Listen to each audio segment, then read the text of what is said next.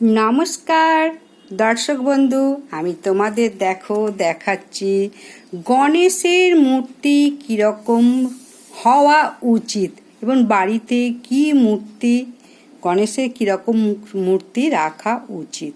দেখে নাও, গণেশের মূর্তি সবসময় গায়ের রং হলুদ কিংবা লাল হবে, আর অবশ্যই সুঁটটা বাঁ দিকে থাকলে বেশি হয়। ডান হাতটা আশীর্বাদ করবে এবং বাঁ হাতে একটা লাড্ডু থাকবে, পায়ের কাছে ইঁদুর থাকবে।